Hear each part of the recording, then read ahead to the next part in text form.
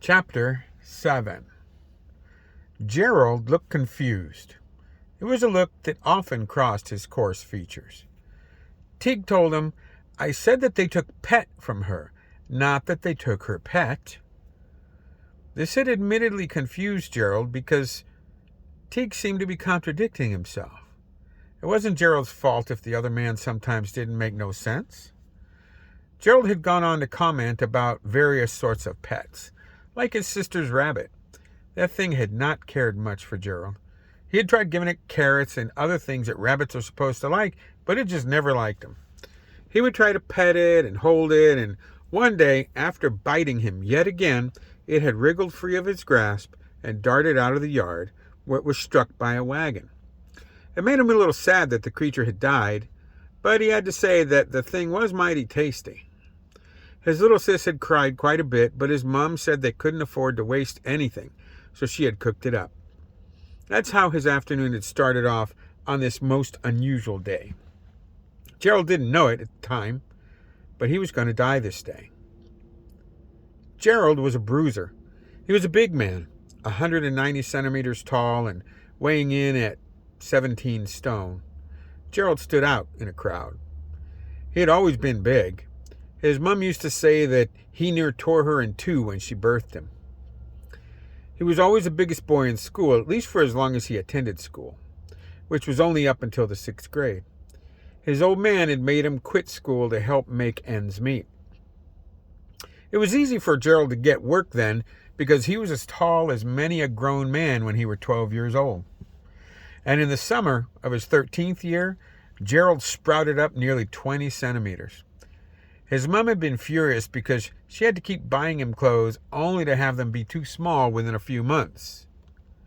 For 6 months after that growth spurt, Gerald had worn trousers that were several inches too short. The other kids in the neighborhood made fun of him because of it, so he got into a lot of fights. He thrashed a lot of kids that summer and ran afoul of the coppers more than was good for him. Truth be told, schooling were never easy for Gerald, so he didn't mind leaving that behind. His mom told him that when he was a toddler, she wondered if he were mute, because he didn't start speaking till well after other children were babbling away.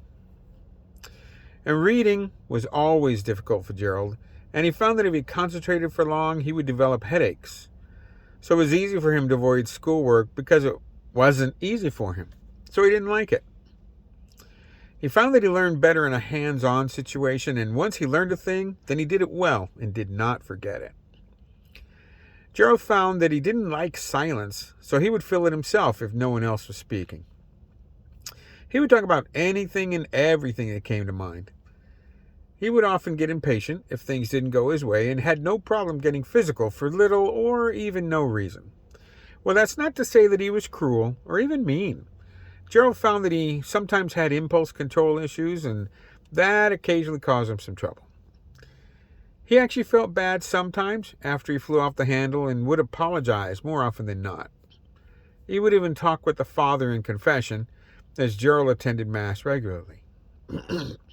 He found comfort in the routine, maybe more than the faith. He liked to sing and could hold a fair tune.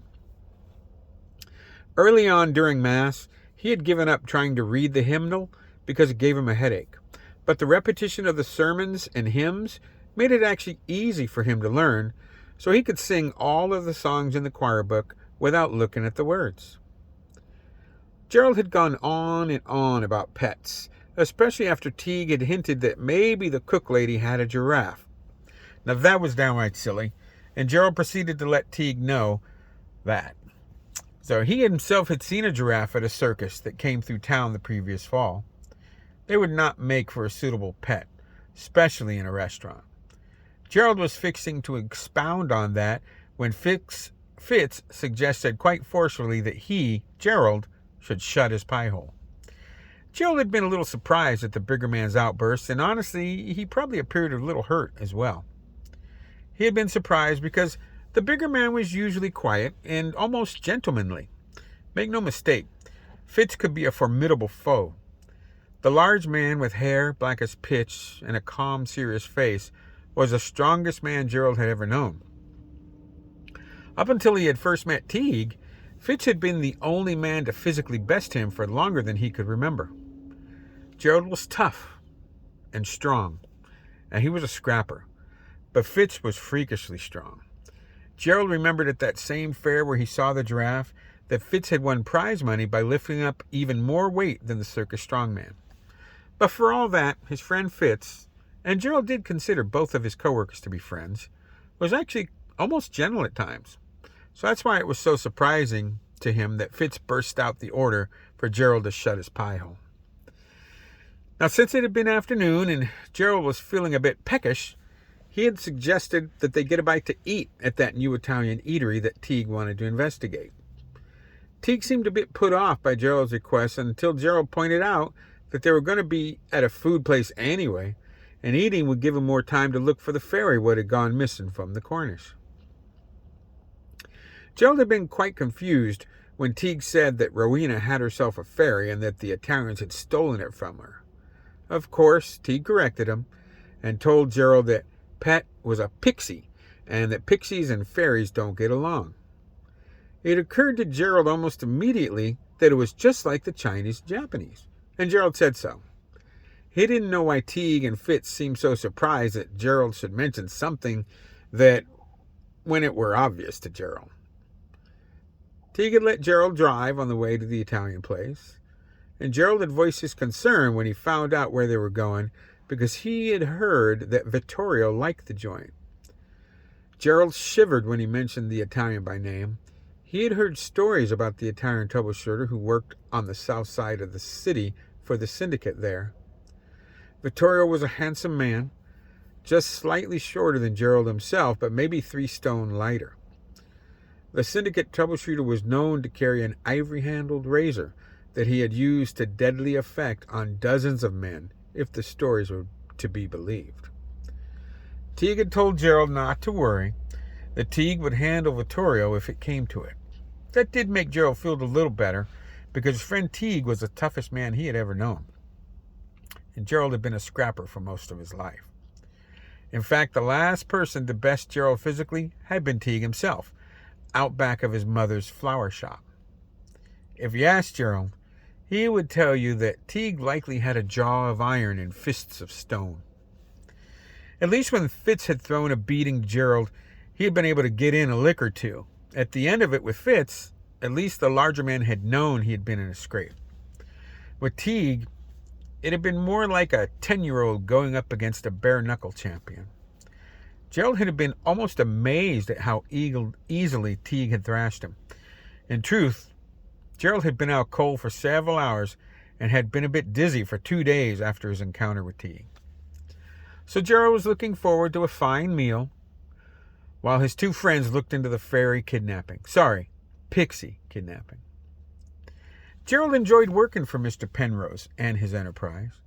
He liked the sense of power that he got when he picked up the weekly from the various storefronts and other businesses on the west side of the city. He would occasionally get impatient when people took too long to give him the tribute, and he probably got more physical than he needed to, but that was just the way he was. Gerald knew that Teague almost never got physical with any of the shopkeepers, and he could tell that they mostly preferred to deal with his more patient friend. People knew who he and his coworkers were and would mostly defer to them in different ways. When they arrived at the restaurant was a prime example. There was a line in front of the establishment, rather a long one. But after they had been there a few minutes, one of the little Italian gentlemen who worked there had come out and ushered them inside past more than a few waiting customers. The little fellow who took them in was dressed very fancy, like a banker or maybe like he was going to church. When one of the men up front grumbled a bit as they were going in, the little fellow gave him such a look that the man waiting just shut right up. At first, Gerald thought it a bit funny that the little fellow made that other man shut right up, but then he thought about his own employer, Mr. Penrose, who ran the west side of the city. The older man was a good 20 centimeters shorter than Gerald and probably weighed half as much as the bruiser who worked for him. But that being said, he would much rather face off against either of his 2 big coworkers than his physically smaller boss. The Italian eatery was somewhat fancy and took up the entire first floor of a nicely appointed red brick building that was over a century old. The restaurant itself took up about a quarter of the first floor, with the rest of that floor being a maze of hallways and rooms behind the expansive kitchen. Even from the outside, the aroma of the place was delicious. Once inside, they were taken to a table in the rear of the restaurant. There were only 20 tables in all, and everyone but 3 had diners at it. But it was almost a little creepy how quiet it was as they were shown to their table. The only real sounds that Gerald heard were the scrape and tink of silverware as people eagerly attacked their meal. And there was another sound, soft and almost sensual it was. People were nearly moaning in pleasure because the food was that good. Honestly, it made Gerald's mouth water as they passed by, people devouring dishes that he couldn't identify, but that he definitely wanted to eat. When the sharply dressed little fellow sat them at their table, another well-dressed Italian man brought them a basket of bread with the most delicious garlic butter that Gerald had ever tasted. And the bread itself was a thing of wonder. Wine and water followed even before the menu. Gerald had trouble with the menu. He had trouble with English, much less a different language. He definitely butchered the pronunciation when he ordered, but he figured anything he brought him was going to be delicious. Gerald was surprised when Fitz ordered his meal. The big man spoke Italian like he had been born and raised in Rome. Gerald saw Teague's eyebrows lift in surprise or maybe appreciation as Fitz ordered meals for the rest, 3 of them. Gerald was already halfway through the basket of bread before Teague asked one of the sharp-dressed servers where the bathroom was to be found. He knew that Teague was looking for the fairy, Pixie, like that was a real thing. Teague got up after getting directions to the bathroom and headed to the right side of the restaurant. When Teague had gotten several tables away, Gerald noticed movement from the other side of the floor. He saw a man dressed even nicer than the little fellow who had brought them in. It was Vittorio. He'd been watching the 3 of them, and he made to follow Teague. Gerald was going to ask Fitz what they should do, but the big man was busy talking in Italian with the server. Gerald couldn't let that Italian devil follow Teague without him knowing, because who knew what shenanigans he might get up to. So he followed the well-dressed syndicate troubleshooter, who was in turn following his friend Teague. The rest of the first floor was a maze of corridors and rooms, unless you were familiar with the layout. Gerald was able to follow Vittorio, who was in turn following Teague. At one point, after Teague had gone out of his view, he saw the Italian draw out a beautiful razor with an ivory handle. Now, Gerald would put money on his friend Teague against any man, even if they were armed. But if he was ambushed, well, that could be a different story. Gerald made a quick decision.